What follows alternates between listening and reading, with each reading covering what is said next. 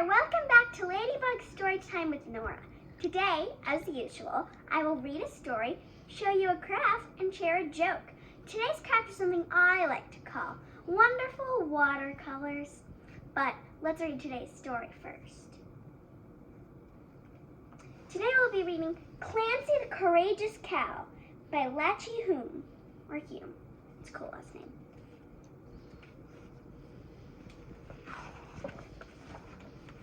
Clancy the Courageous Cow.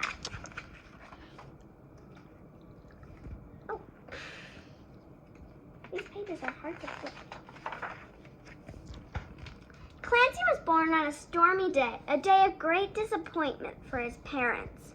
You see, they belonged to a herd of belted Galloways, but Clancy had no belt. He was beltless. As Clancy grew up, all the other cows treated him like an outcast. Imagine being beltless. I don't know what being beltless would be like. Maybe it would be like having no waist. Clancy tried hard to give himself a belt. He rolled in the snow, but it soon melted off. He tied a bandage around his middle, but it gave him a tummy ache. I feel sick. He sprinkled sugar on his coat, but the ants drove him crazy. He even painted a white stripe around himself, but it washed off in the rain. Clancy was different, and nothing could be done about it. Nevertheless, his parents loved him dearly. Poor Clancy. The belted Galloways lived on poor grass, and they were all skinny. The field next to them was full of rich grass and fat Herefords. Did I say that right? The Herefords held the grazing rights to their fields, and they'd won the cow wrestling contest, which was held once a year. 1, 2, 3, he's down! Cow wrestling contest. The belted Galloways were trapped in a vicious cycle. The Herefords grew big and strong on the rich grass, so they always won the contest. This gave them the grazing rights for yet another year. Some nights, the belted Galloways tried to sneak into the Herefords' field to graze, but their white belts always glowed in the dark and gave them away. One night, Clancy slipped into the Herefords' field to try his luck, and nobody chased him out. He was invisible in the dark. Get out of here! Dumb Herefords. See anything? No, they finally given up. Oh, hi, Violet. Good job, Clancy. Can you move, Violet? Sorry, my dog is right here. Oof. The next night, as Clancy grazed, he bumped into another cow. Who is that? Asked Clancy. I am Helga, answered the cow. I am a totally brown Hereford. Like Clancy, Helga had always been picked on because she was different. Clancy and Helga hit it off immediately, and they grazed together every night. At first, only Clancy's mom and dad noticed how big he was getting. Then one day, he bumped into the president of the Belted Galloways and sent her flying. She started to bawl him out, and suddenly, in amazement, Clancy was enormous. Surely a cow as big as this could win the cow wrestling contest. The very important Belted Galloways decided that being beltless was not such a bad thing, that Clancy would represent the herd at the cow wrestling contest. Make us proud, Clancy! Several retired wrestlers trained Clancy and taught him their favorite holds and maneuvers. The cud cruncher, the hind quarter drop, the ruminator. Is that a word? The helicopter, the cow whisperer, the windmill. I have to say, that one's probably my favorite. Or maybe the helicopter. On the day of the match, Clancy pinned his opponent in record time and won the contest. We have a new champion! Sorry, I felt I need to do that. I wonder what herd he's from. Bleh. Ooh! Yee! Ah! Is that the noise they make? I don't know. Now it was time for the belted Galloways to enjoy the rich grass. They began to chase the Herefords out of the field. Suddenly a voice rang out. It was Clancy. Stop! Helga stood next to Clancy. This situation has gone on for too long, said Clancy.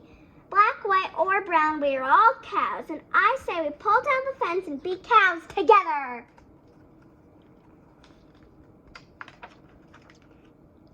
After a little while, the belted Galloways and the Herefords began to get along very well. There was plenty of glass for everybody. Clanga, it's their names combined, was born on a sunny day and a day of great joy for her parents. I really loved that story, Clancy. I hope you did too. Now for today's craft. Oh wait, I'm gonna keep that here. As I already told you, today's craft is something I call wonderful watercolors. Here are some examples I made. I made this flower one my mom really likes. I just wanted to be creative with the flowers. Did a rose here, a big one here, and this one that kind of has like an orange in the middle. And then I made another one, which is a mountain scene. I liked it because I put a ton of water on it, and it kind of like all blended like a sunset.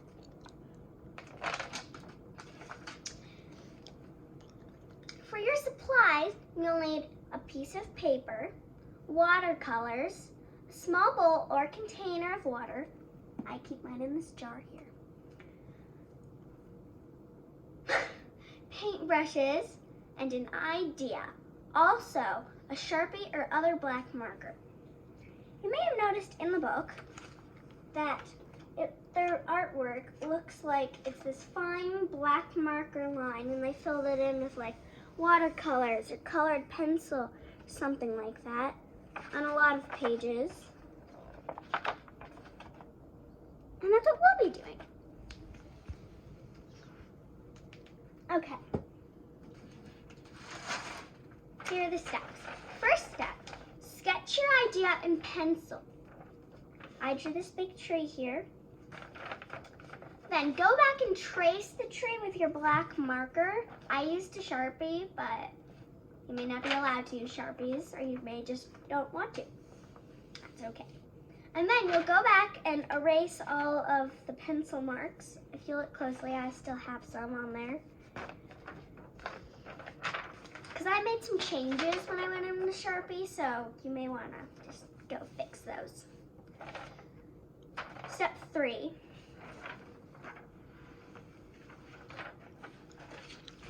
Color in your black drawing with watercolors.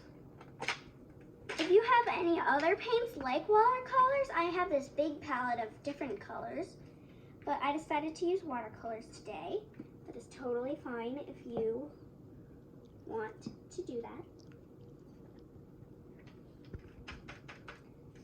You're just gonna fill in what you drew.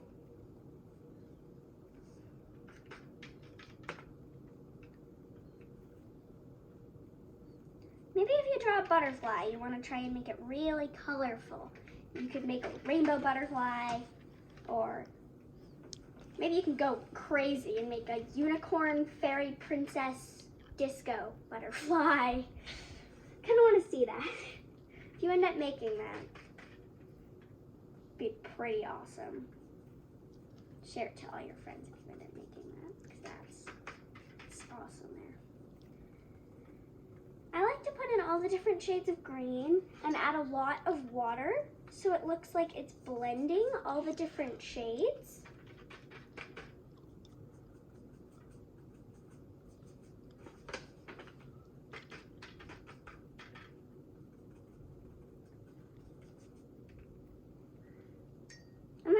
this whole thing because that would take a long time.